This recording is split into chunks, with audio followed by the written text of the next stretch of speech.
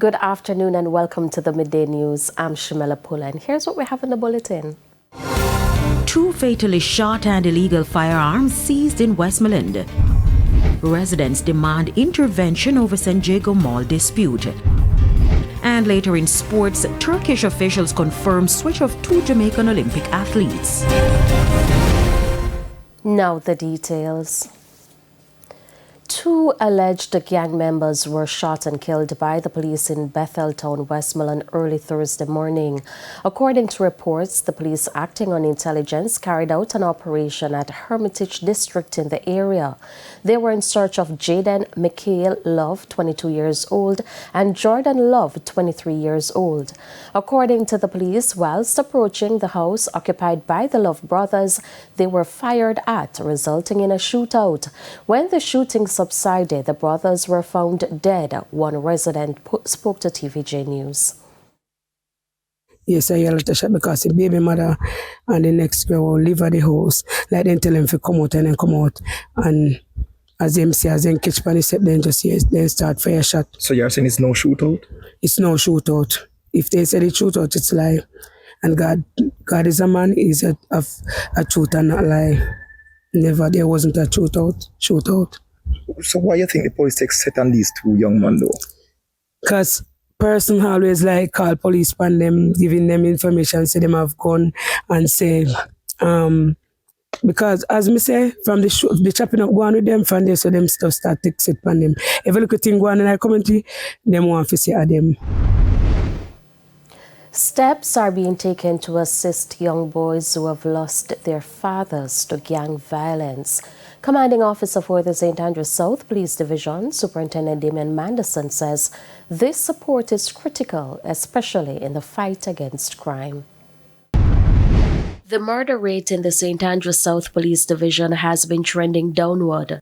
Commenting on the positive shift, Commanding Officer for the St. Andrews South Police Division, Superintendent Damian Manderson, says several initiatives are now being implemented in the communities. While we're merely just one better than we were last year, with the trajectory showing very positive signs, and the feedback and the support that we're getting in a wide cross-section of communities across St. Andrews South, include Waterhouse, is one that we're looking forward to.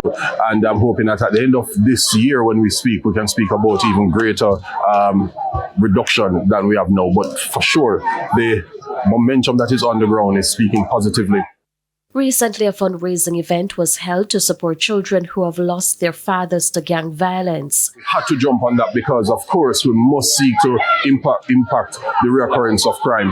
And we have seen it that is generational, and it is also done through revenge killings and reprisals. And so we had to get on board with that.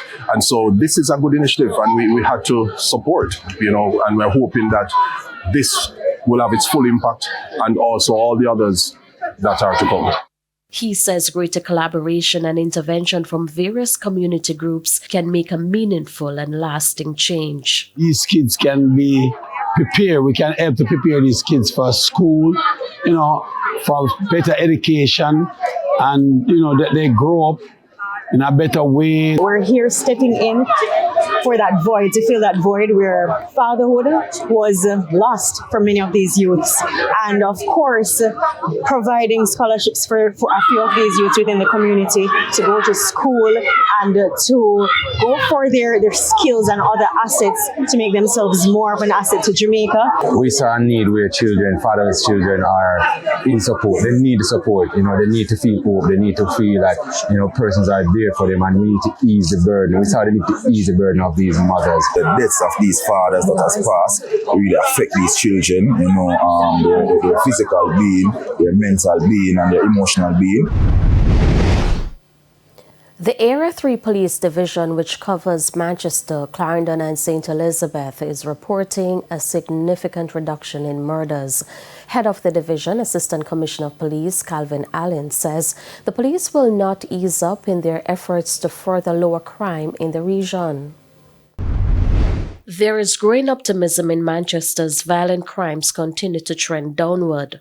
Speaking at the Top Cup Awards function on Monday in Mandeville, Assistant Commissioner of Police Calvin Allen highlighted the positive results being seen across the parish. ACP Allen credited the hard work and dedication of law enforcement officers. Manchester right now is boasting a 55% reduction in murder.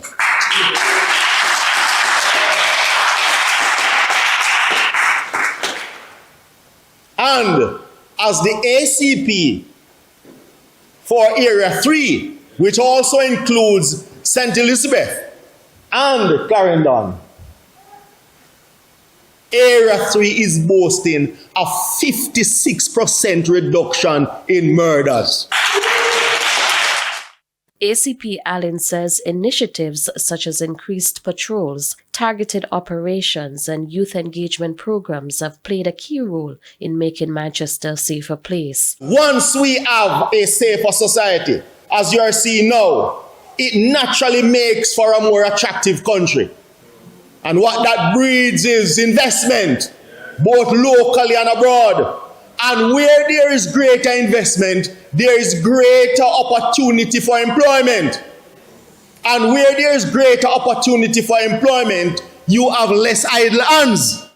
Meanwhile, 12 top cops were awarded for the 2024-2025 period. Their constables Sashana Brown-Wilson, Tamisha Barnes, Jamani Mitchell, Kevin McDonald, Garth Chambers, Fabian Lewis, Shanna K. Thomas, and Rashia Gooden. Corporals Kemar Brooks, Fabian Brown, and Kamisha Elliott Andrade, and Detective Sergeant Althea Hibbert Lawson. Officers who have exemplified professionalism, courage, compassion, and above all, integrity. Your service does not go unnoticed. You remind us that behind the badge are men and women of purpose who protect not just with strength, but with honor. Scores of residents of Spanish Town staged a protest Wednesday, calling on the authorities to intervene in what they describe as the extreme action of the management of the St. Jago Shopping Centre in Spanish Town. They say the measure is dangerous and are demanding that immediate action be taken. Dig up the grass and nail board and put it there, so. Step on it. The people step on it. We kill them. Officer take on the board and the whole and nail them in it. A wicked man. Wicked. When TVJ News visited the property, there were no visible signage in place. We spoke with the property manager who said he is only protecting his property. But picket fence is not conducive to the environment, and I have decided to put keep off the grass. Which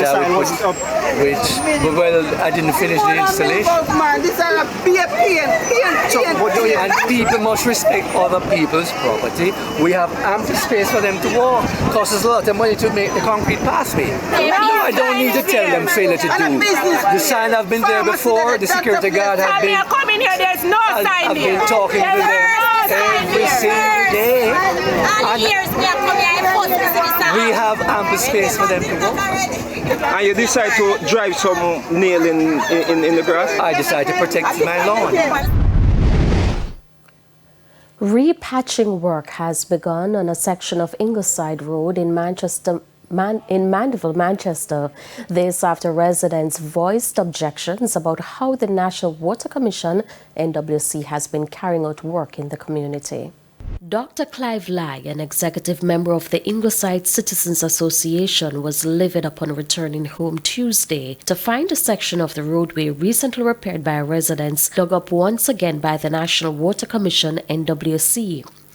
TVJ News understands that the road had initially been excavated earlier this year for the installation of water pipes. First of all, what you are seeing is I can't use a word, because months ago the NWC came and they were supposed to be digging pipes to connect to this development here. I saw them digging the pipes and I said to them, when you finish, please pave back the road. They left, they dumped up the road with the dirt and left it as is. But the NWC did not come back to fix it. We decided to pave it. It cost us to pave it right across. And this was just done last week. And now today, NWC is back to dig up the road, saying that they didn't connect the pipe. So what I'm asking is, when they finish this job, immediately after they finish it, they must cover it back with barber green. They must fix up our road. This is the main entrance into Ingleside. So they can't just do that. NWC cannot do that to us. I live in Battersea Close, and this place was dug up. And we suffer with this place for months. And we get it fixed. And just as they dig it up again, what is happening here? We can't live like this, man. This is heights of foolishness. Just as the place was re-asphalt, they come and dig it up again. They're sending this message to the utility company. Ensure that as soon as they complete this job, that they will not just throw the dirt back inside, but they will come and fix the road as is over there, barber green it. That is how they saw it, and they must leave it that way. They cannot dig up People Road and just leave it like that. We won't stand for that. Meanwhile, the NWC has started repatching that section of the Ingleside main road. This follows their earlier excavation work in the area. In a move aimed at strengthening support for Jamaica's coastal communities, Agriculture and Fisheries Minister Floyd Green has officially handed over a newly upgraded gear shed in Black River, St. Elizabeth. It's part of a broader push to modernize the fishing industry and improve the daily operations and safety of local fishers. O'Shane Masters reports. Fisheries Minister Floyd Green has officially handed over the newly renovated gear shed at Black River in St. Elizabeth, marking another step forward in the government's commitment to improving the lives and livelihoods of Jamaica's fisherfolk. The project, which was completed at a cost of $3.4 million, was designed to enhance safety and storage conditions for fishers who depend on the facility for storing gear and equipment. Speaking at the handover ceremony, Minister Green said the investment reflects the government's ongoing drive to modernize the fishing sector and improve working conditions at fishing beaches across the island. So this is part of the work that we're doing here in Black River. So I said it looked good, we're not going to stop, because I said to Dr. Bellamy, we can't just fix up the area for the fishermen them. Because if you fix up the area for the fishermen them, and you don't fix up the area for the people who sell the fish, you have a problem. So we're going to continue this project, and we're going to go to our fish market, and we're going to refurbish our fish market. We're also going to ensure that they have access to water. He announced that additional work is planned for other fishing beaches and assured fishers that help is on the way. We actually have 6 fishing beaches that we're doing work on to upgrade their facilities. And we're doing work here in St. Elizabeth, we're doing work in Clarendon, we're doing work in St. Mary, and that is part of our broader push. One of the things that I have said as minister is that we have to ensure that our fishers are not treated like stepchildren. Mr. Green noted that training is now being done for fishers to carry out long-line fishing. This means going further at sea. We have to do fishing a little differently. We all know that our nearshore fishing has been depleted, so you have to go further out, and we want to help you in that regard. We have deployed some 9 fish aggregating devices that attract those pelagic species to make it easier for you to catch them. He emphasized that the ministry is actively identifying priority sites and allocating resources to make meaningful improvements that will have a lasting impact. Now, the renovated Black River Gear Shed is expected to directly benefit dozens of local fishers and represents a model for similar upgrades across the country. You look good, and I appreciate it. I can't sleep in there again. I used to sleep one night time, I couldn't sleep. I couldn't get the bathroom for you. No, boy. You can't shut your eye and go in there, no, man. O'Shane Masters, TVJ News. It's time for a break. Stay with us. More stories when we return. Welcome back to the Midday News.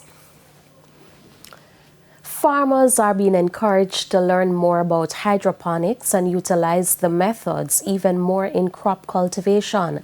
The advice comes from researchers in China. Details in this report from Dwayne Anderson. An agricultural science researcher proudly displaying the healthy root system of a lettuce in a greenhouse in Liaoning province in China. The plant will help to produce the near 1,000 pounds of lettuce that comes from this greenhouse at the Liaoning Academy of Agricultural Science each week. The hydroponic setup here is becoming increasingly popular across northern provinces in China, where the soil can be tough to farm. Hydroponics is a method of growing plants without soil, using a nutrient-rich water solution instead. It is also used widely in Jamaica. The experts here believe the technique will become even more popular in the next few years as more soils become increasingly barren due to hotter temperatures from climate change. We have another extra 15% enhancement after we using the combination between water, like water fertilizer, something we call a water fertilizer. So there's like the focus here is like no earth. So before, the traditional way is we using earth, but now the modern way is that we use like the water fertilizer. There's no earth. And the improvement is about an extra 15% improvement than before, than the traditional way. Hydroponics is also seen as a long-term solution to pest issues, problems known very well by many Jamaican farmers. Many of the crop strains I saw are also foreign to Jamaica. In fact, some are also foreign to Liaoning province and were brought in by scientists to study and develop strains that could grow well in the area. Likewise, the experts told me if Jamaica is interested in a partnership, they could explore what Jamaica's conditions are and then determine if any of these strains could grow well in Jamaica. You need to find more information about your climate, your air condition or something, the temperature, the moisture, and the daylight time. Then we can select from several crops which already grow very well in our fields. I think that's a good start to make this idea to become true. Dwayne Anderson, TVJ News. It's now time for the Business Minute. The Bank of Jamaica is reporting that remittance flows climbed by 3.1% to US $515 million for January and February when compared with the similar period last year. Now, this compares with growth of 15%, 8.2%, and 0.6% recorded for El Salvador, Guatemala, and Mexico, respectively. The bank says 72% of this amount came from the USA, nearly 12% from the UK, 8% from Canada, and 7% from the Cayman Islands. The U.S. Federal Reserve on Wednesday kept its key interest rate unchanged even as officials' expectations for the economy worsened. The decision marked the fourth in a row without action, keeping the bank's influential lending rate hovering around 4.3%, where it has stood since December. That came despite forecasts from policymakers suggesting they expect slower growth, higher unemployment, and faster inflation than they did just a few months ago. For the Business Minute, I'm Shane Masters.